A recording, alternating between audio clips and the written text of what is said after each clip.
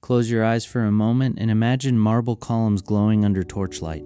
Imagine the roar of 100,000 voices rising from a great stone arena. Imagine an emperor raising his hand and an entire crowd falling silent in an instant. This is the Rome you have been told about your whole life. Golden, glorious, eternal.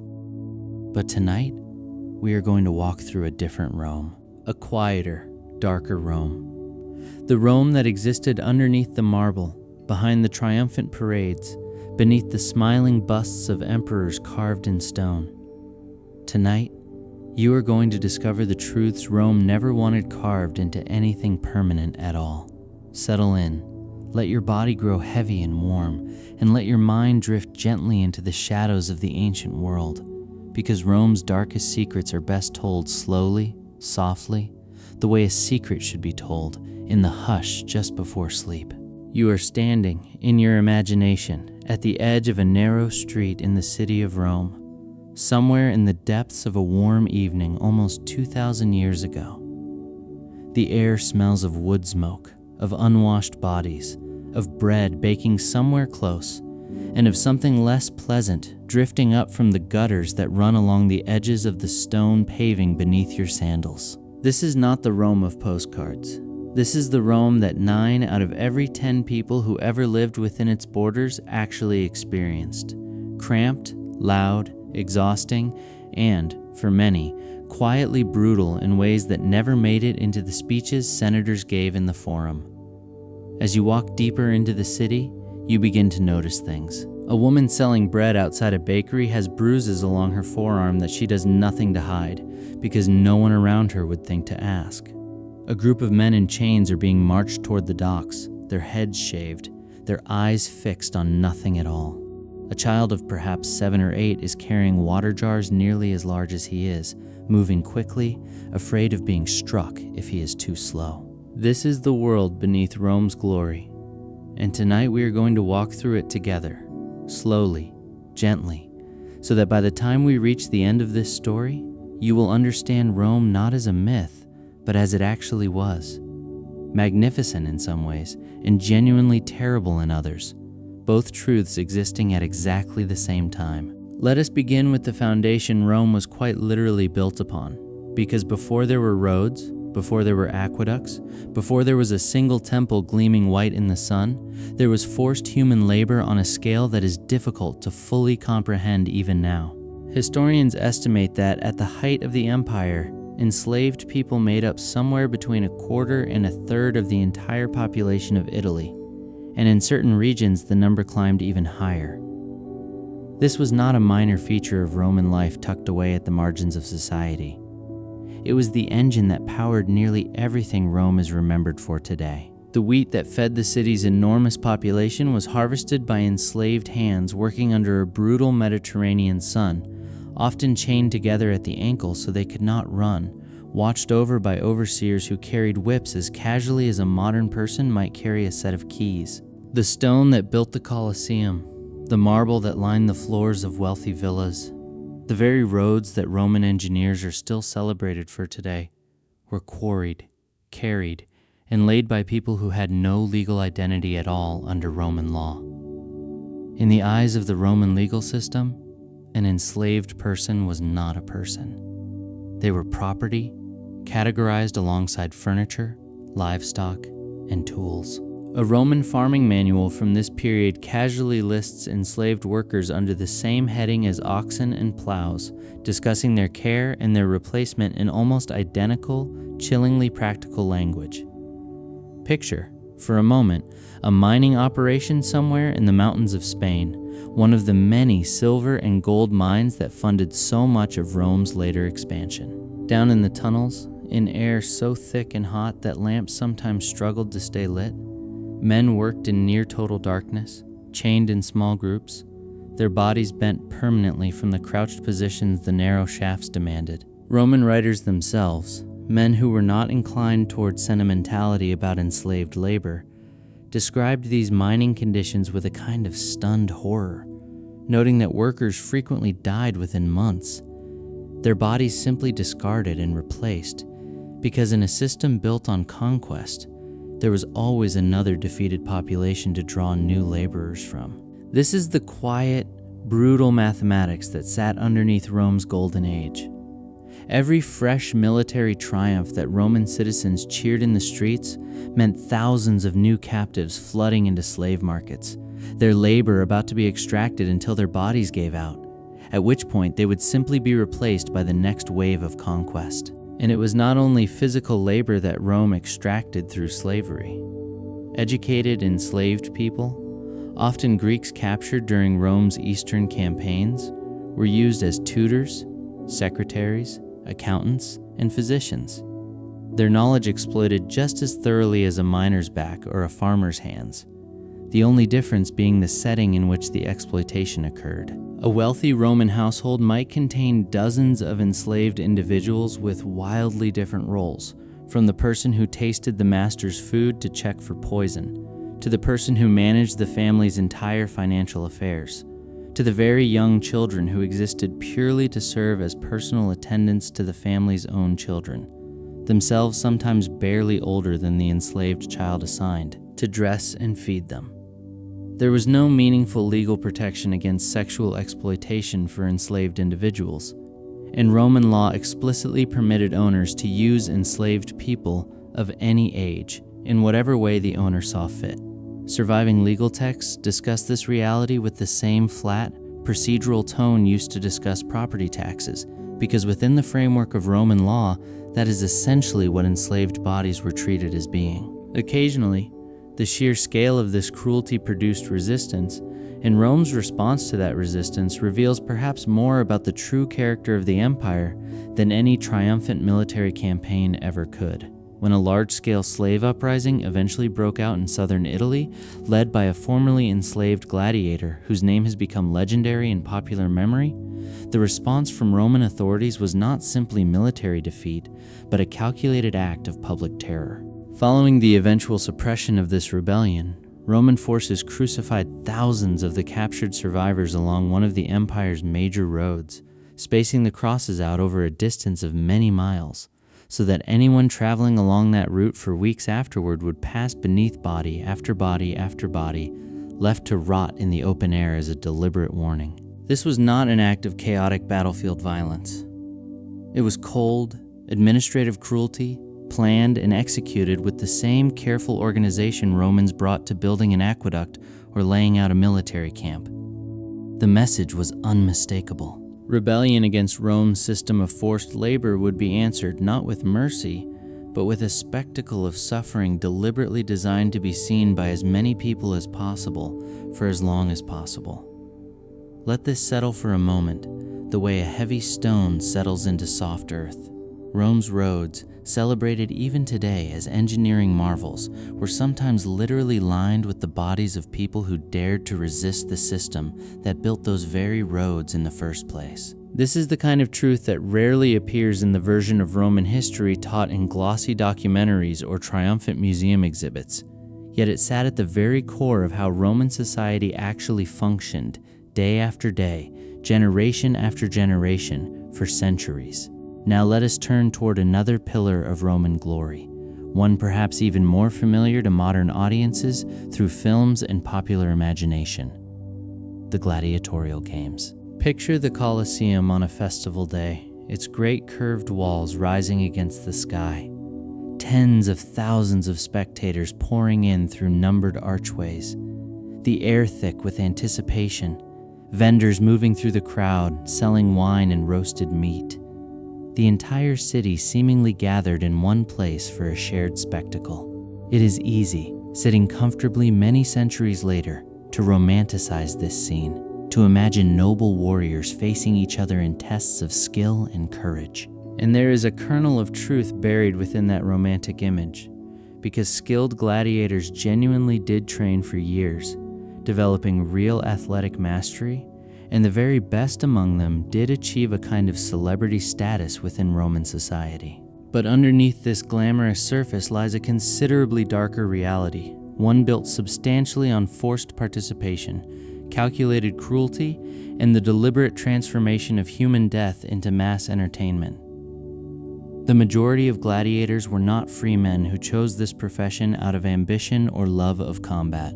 They were enslaved people, condemned criminals, and prisoners of war, forced into the arena with no meaningful choice in the matter at all. Training schools, some of them enormous operations housing hundreds of fighters, functioned essentially as specialized prisons, their occupants held under armed guard, subjected to brutal physical discipline, and denied any legal right to simply walk away from the violence they were being prepared to perform. Surviving skeletal evidence recovered from gladiator cemeteries tells its own quiet, grim story, revealing healed fractures layered over healed fractures, evidence of repeated blunt trauma, and, in many cases, clear indications that these fighters died relatively young, their bodies simply unable to withstand the accumulated damage of a career built on organized violence. And the arena itself was far more calculated and far less spontaneous than popular imagination often suggests. Fights were frequently choreographed to some degree, not because genuine danger was absent, but because gladiators represented significant financial investments, and school owners had real economic incentive to protect their most valuable, most popular fighters from unnecessary death whenever a match's outcome could be reasonably managed. This meant that the crowd's dramatic power to decide a defeated gladiator's fate with a simple gesture, so often depicted in modern films, existed within a system where the actual outcome had frequently already been quietly negotiated behind the scenes. The public spectacle of chance and mercy layered over a considerably more calculated commercial reality. But if some fights carried an element of managed risk, the morning sessions preceding the main gladiatorial combat carried no such careful management at all. These morning events, often overlooked in popular retellings, consisted primarily of executions disguised as entertainment. Condemned criminals, individuals convicted of crimes ranging from genuine, serious offenses to simply belonging to a religious or political group the current administration wished to punish, were sent into the arena with minimal or no weapons at all, forced to face wild animals imported at enormous expense from across the empire's furthest territories. Lions from North Africa, bears from the northern provinces, even, on occasion, exotic creatures that had never before been seen by a Roman audience. These were not contests in any meaningful sense. They were public executions, staged with theatrical flair, the condemned person's inevitable death transformed into a form of mass entertainment that thousands of ordinary Roman citizens attended with genuine enthusiasm, treating an afternoon of watching human beings torn apart by animals as an ordinary, pleasant way to spend a holiday. Think about that for a moment, letting the weight of it settle slowly into your understanding. An empire capable of engineering some of the most sophisticated infrastructure the ancient world had ever seen also built enormous stone amphitheaters specifically designed to allow tens of thousands of ordinary people to watch human beings be killed for sport on a regular, scheduled basis as a normal part of civic and religious life. The two things were not separate from each other. They were part of the very same civilization, built by the very same engineering expertise, funded by the very same wealth extracted through conquest and slavery that we have already walked through together tonight.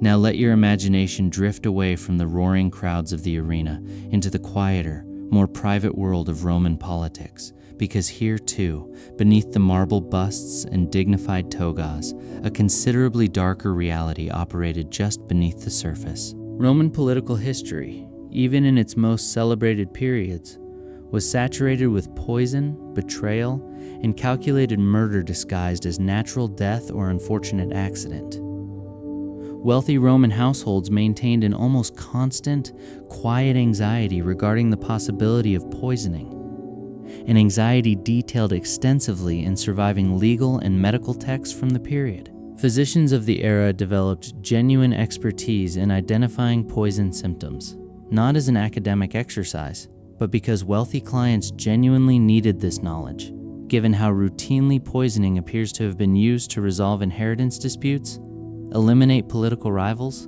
and settle private grudges within powerful families. At one particularly striking point in Roman history, authorities uncovered what appears to have been an extensive network of women trading quietly in poison. their clients reportedly including individuals seeking to eliminate inconvenient husbands or accelerate delayed inheritances. The resulting investigation and subsequent panic reveal just how deeply this practice had apparently embedded itself within ordinary domestic life among Rome's wealthier classes. Imagine the quiet terror this must have created within Roman households. The genuine possibility that a trusted family member, a spouse, a sibling, an adult child anxiously awaiting an inheritance might be quietly calculating the timing and method of your own death, disguised carefully enough to pass as sudden illness or unfortunate natural misfortune. This anxiety reached its most extreme expression within the imperial palace itself, where emperors, despite commanding the resources and armies of the known world, lived under genuine, constant threat from poisoning, assassination, and betrayal originating frequently from their own closest advisors, family members, and household staff. Emperors employed dedicated food tasters, individuals whose entire function was to risk their own lives by sampling the emperor's meals before he ate them. A grim, permanent reminder woven into the very rhythm of imperial daily life that ultimate political power offered no meaningful protection against the very human dangers of betrayal and hidden malice. Several Roman emperors did, in fact, die under circumstances that ancient sources themselves suspected involved poisoning.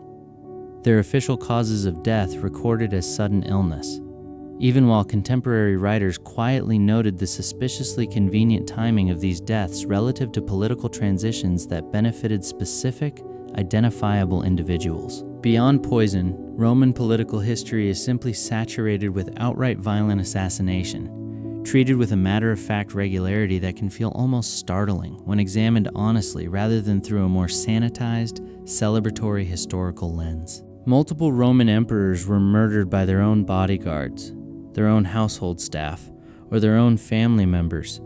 These assassinations frequently followed not by justice for the victim, but by a swift, practical transfer of power toward whoever had orchestrated or benefited from the killing. Successful assassination, rather than being treated as an aberrant crime deserving universal condemnation, often functioned as simply one more accepted, if risky, pathway toward acquiring supreme political power within Roman society.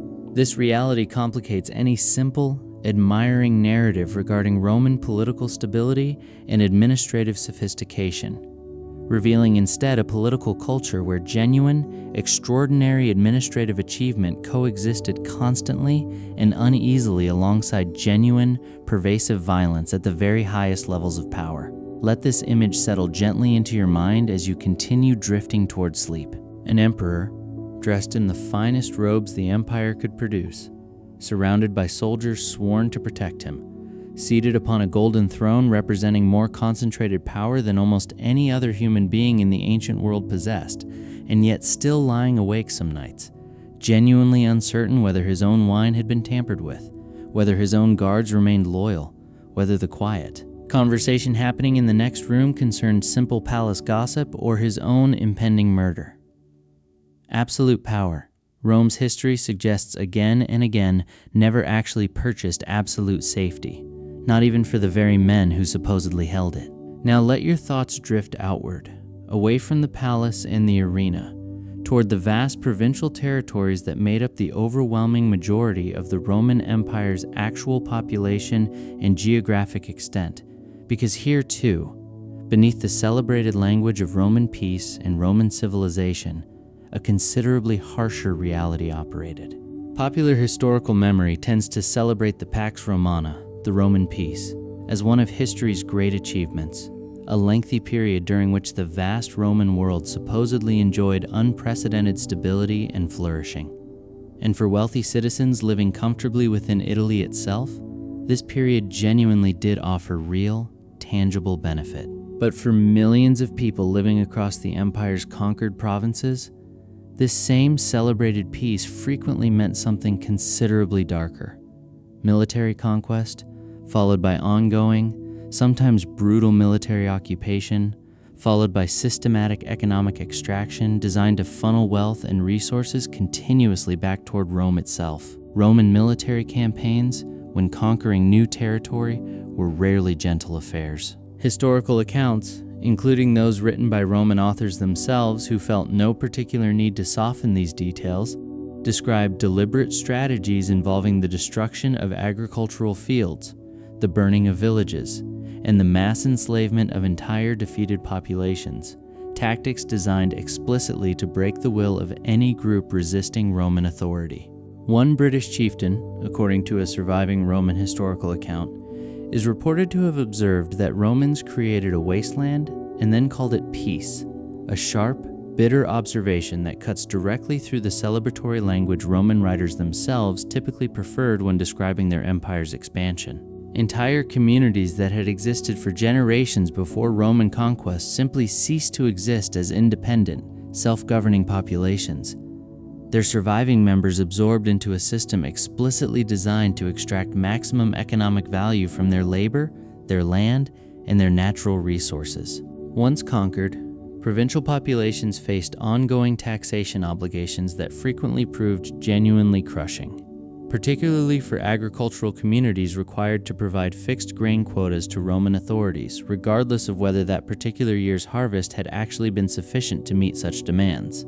Imagine working an entire growing season, watching the weather anxiously, praying for adequate rain, only to have a poor harvest mean not simply reduced food for your own family, but a genuine risk of severe punishment for failing to meet a tax obligation calculated without any regard whatsoever for your actual, specific circumstances. Provincial governors, operating with considerable practical independence given how difficult communication and oversight proved across such enormous distances, frequently exploited this system for extraordinary personal financial gain, extracting wealth from the populations under their administration through methods that even Rome's own legal system occasionally, though far from consistently, recognized as excessive corruption.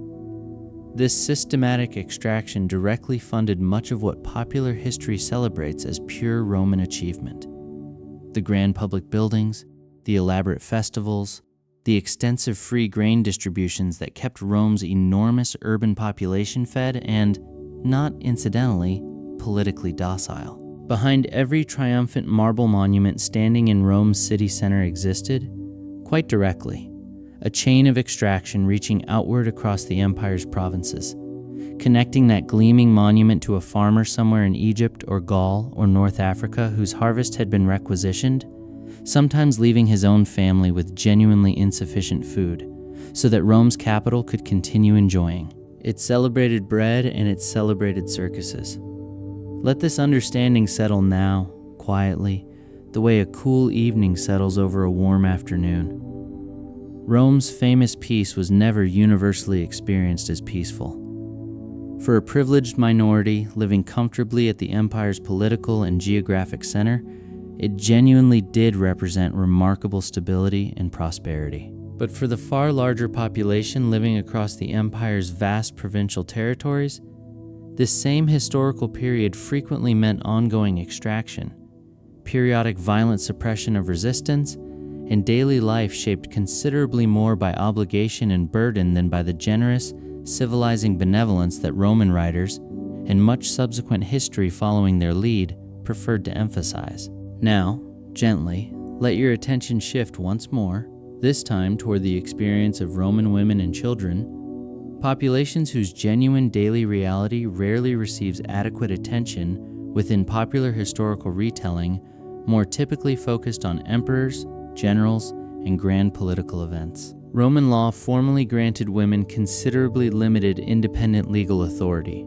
most women remaining under the formal legal control of either their father or their husband throughout the entirety of their lives, regardless of their own age, wisdom, or personal capability. Marriage frequently occurred at what would today be considered an alarmingly young age. Roman girls sometimes married to considerably older men in arrangements determined entirely by family, political, and financial interest, with little or no consideration given to the young woman's own individual preference or well-being. Childbirth itself represented a genuinely constant, serious danger throughout a Roman woman's adult life, medical knowledge regarding pregnancy and delivery remaining considerably limited by modern standards, meaning that death during childbirth claimed a significant proportion of Roman women during their reproductive years. This danger was simply an accepted, unavoidable feature of ordinary Roman womanhood, discussed in surviving texts with a resigned, matter-of-fact tone that reveals just how normalized this particular danger had become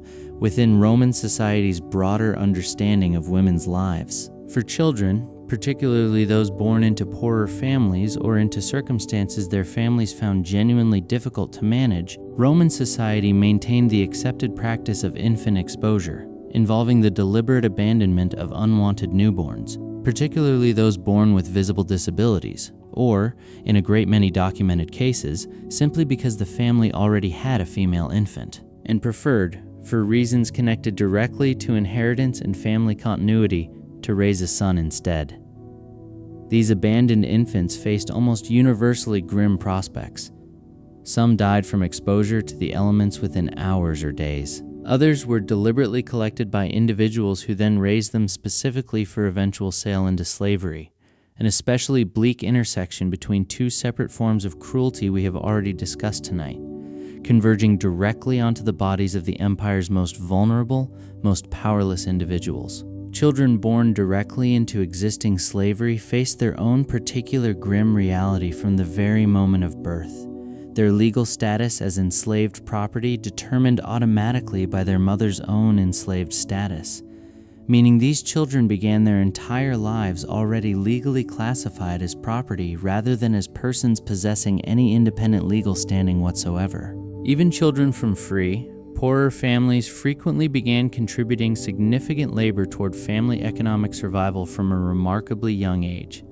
The extended, protected period of childhood that later societies would come to consider a basic universal right remaining, in genuine practice, largely a privilege available only to children born into families with sufficient wealth to actually afford it.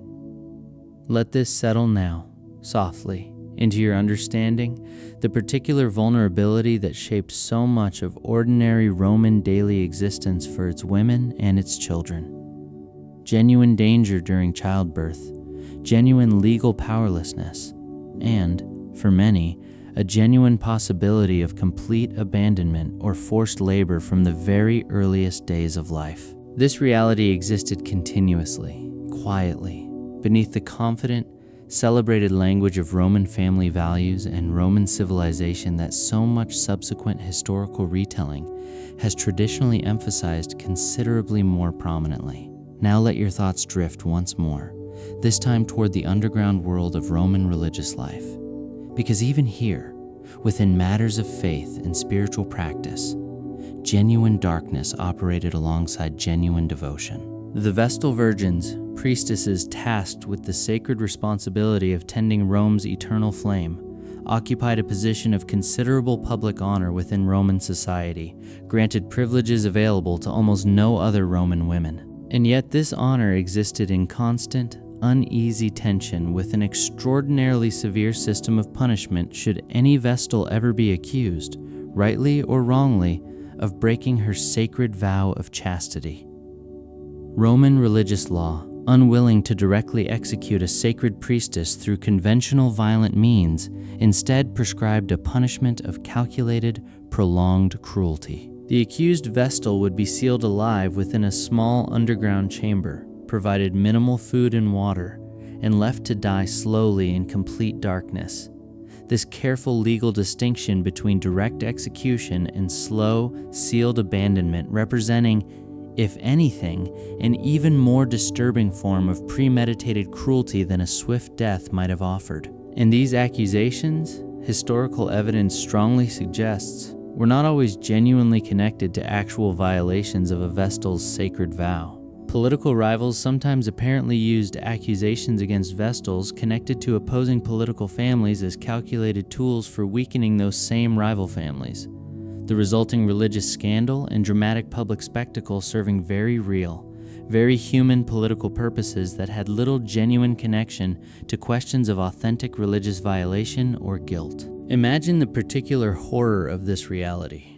Women who had dedicated their entire adult lives to sacred service, honored publicly above nearly all other Roman women, remaining nonetheless perpetually vulnerable to a uniquely brutal death sentence that could be triggered not necessarily by any actual wrongdoing on their own part, but simply by whatever political calculation someone with sufficient power and motive happened to be pursuing at a given historical moment.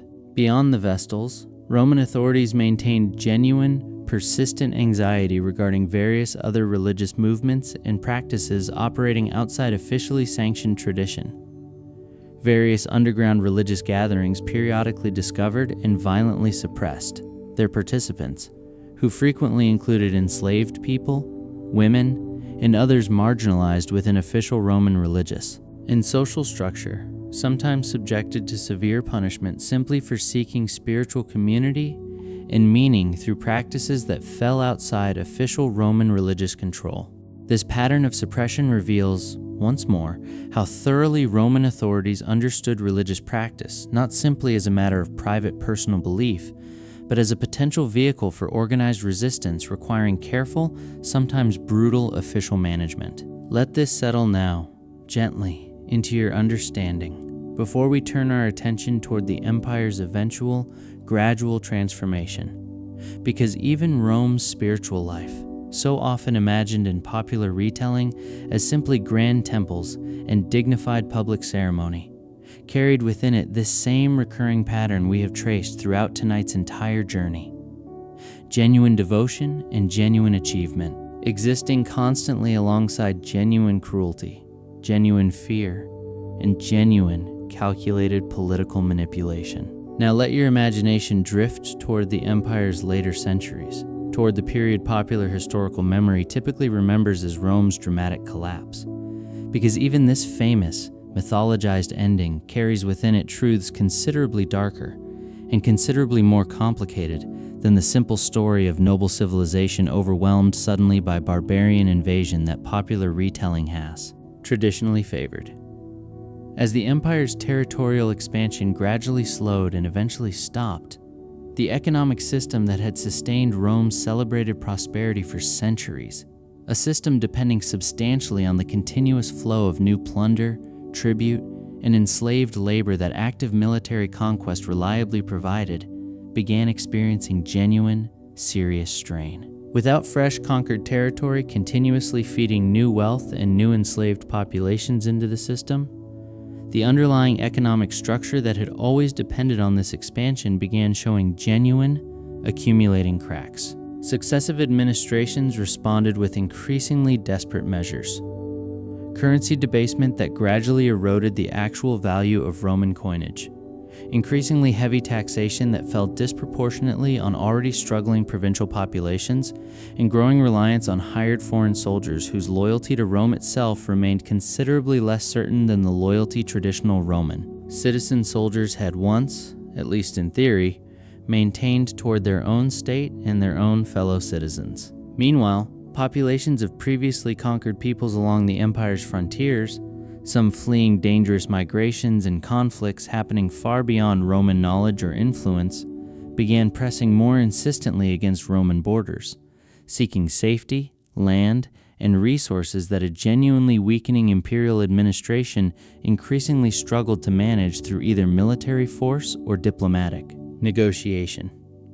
When Rome itself, the ancient, celebrated capital that had stood secure and unbreached by foreign forces for roughly 8 centuries, was finally sacked by an invading force.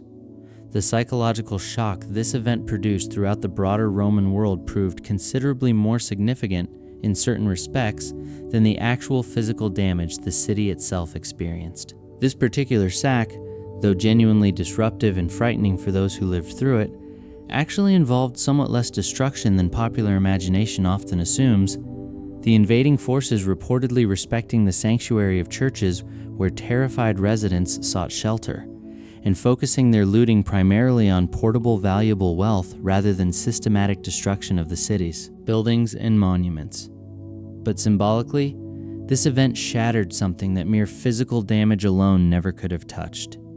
The confident, centuries-old assumption that Rome itself remained permanently, unquestionably secure, an assumption that had underpinned Roman identity and Roman confidence for longer than almost anyone living at the time could actually remember. The eventual, formal conclusion of independent Western Roman imperial governance, when it finally arrived some decades later, proved almost startlingly quiet and anticlimactic compared to the dramatic, catastrophic collapse popular historical imagination has traditionally imagined. A young, largely powerless emperor, his very name combining, with a certain bitter historical irony, the name of Rome's legendary founder alongside the name of its first true emperor, was simply deposed by a Germanic military commander who did not even bother claiming the imperial title for himself, apparently recognizing that genuine Roman imperial legitimacy had grown too complicated and too contested, a concept to be worth formally claiming. This deposed young emperor was treated, according to surviving accounts, with surprising personal generosity, granted a comfortable retirement rather than execution. This quiet, almost bureaucratic transition marking, in retrospect, one of history's most genuinely significant turning points, despite unfolding with none of the dramatic violence or clear finality that popular historical memory has traditionally attached to Rome's supposedly catastrophic fall. And here lies perhaps one of the darker, more uncomfortable truths our journey tonight ultimately reveals. That for many ordinary people living across the former Western Roman territories, particularly provincial populations who had experienced traditional Roman rule primarily as ongoing economic extraction and periodic violent suppression, this significant political transformation may not have represented straightforward civilizational tragedy at all. For some populations, according to careful modern historical analysis, this transition potentially offered genuine relief from a particularly extractive, sometimes brutal relationship with distant Roman authority, even as this same transition undeniably created genuine disruption, genuine uncertainty, and genuine hardship for others. The traditional, dramatic narrative of civilizational collapse, we now understand more fully, reflects substantially the perspective and genuine anxiety of Rome's own privileged elite writers, whose comfortable position was indeed significantly threatened by this transformation, considerably more than it reflects the more varied, more complicated actual experience of Rome's far larger, far less historically visible general population. Let this settle now, quietly, the way night settles fully and completely over a tired city. Even Rome's famous ending, so often told as simple, dramatic tragedy, carries within it this same pattern we have traced together throughout this entire journey. Genuine complexity resisting simple, comfortable narrative, genuine suffering and genuine relief existing simultaneously, depending entirely on which particular population's specific experience one chooses to center within the telling. Now, as we approach the end of our own journey together tonight, let us gather these scattered threads gently together, weaving them into a single, more complete understanding before we finally allow sleep to take you fully. Rome was genuinely remarkable. Its engineering achievements genuinely reshaped how humans understood infrastructure and urban living for centuries afterward. Its legal tradition genuinely influenced legal systems across much of the world, extending its reach far beyond its own particular historical moment.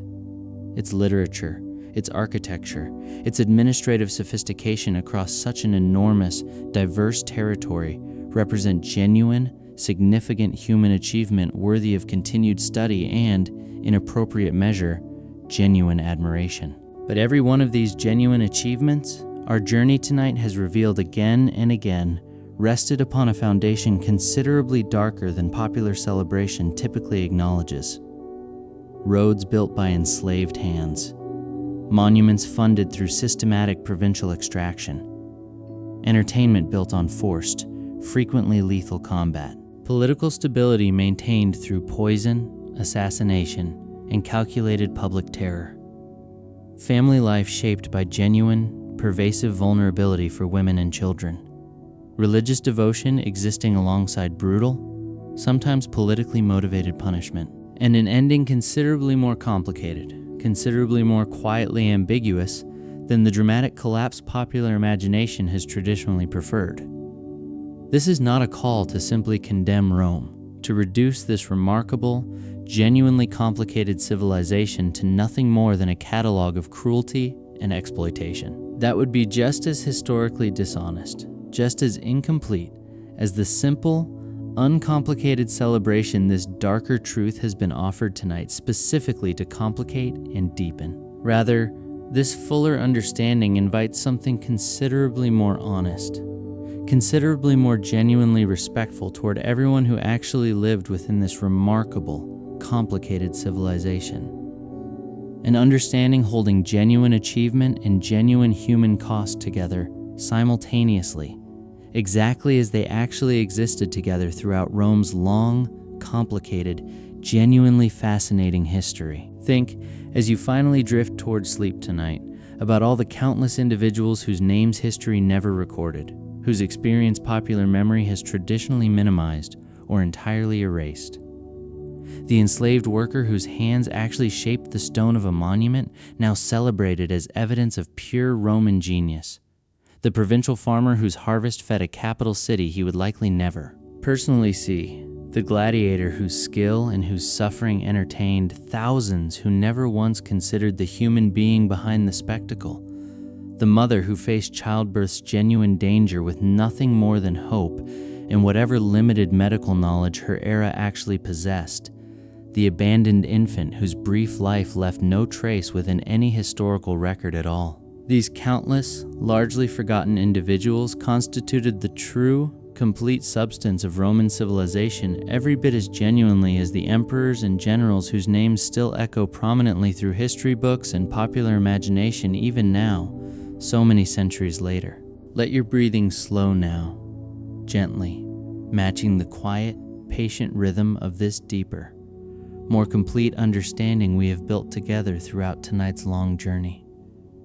Rome's marble columns still stand, in fragments, scattered across the modern landscape that grew up around and eventually beyond them. Its roads, remarkably, still exist in certain places, still walkable, still carrying travelers toward destinations their original builders could never have imagined. Its legal principles still quietly shape courtrooms and legislatures across much of the world today. And its darker truths, the ones we have gently, carefully walked through together tonight, still whisper their own quiet lessons to anyone patient enough and honest enough to listen closely for them. Rome was never simply glorious, and it was never simply monstrous. It was like every genuinely significant human civilization across history, something considerably more complicated than either simple story alone could ever fully capture. A vast, sprawling, genuinely remarkable human achievement, built and sustained through genuine human suffering on a scale that deserves honest acknowledgement rather than comfortable, convenient forgetting. Both truths live together, inseparably, within the very same ancient world. Exactly as complexity and contradiction live together within every human civilization that has ever existed, including, quietly, gently, our very own. Let this understanding settle now, completely, softly, into the quiet corners of your mind, as sleep finally begins drawing you gently downward into its own soft darkness. You have walked tonight through Rome's hidden shadows, through its poison and its arenas, through its conquered provinces and its vulnerable households, through its brutal punishments and its quiet, complicated ending. Carry this fuller, more honest understanding gently with you now into your dreams, not as something heavy or troubling, but simply as something true, something whole, something worthy of the quiet respect that only complete, honest understanding can genuinely provide. Sleep now and let ancient Rome, in all its genuine complexity, its genuine achievement, and its genuine darkness, settle quietly around you like the gentle, endless night itself, patient and complete, exactly as history, told honestly and told with care, always eventually proves to be. The End.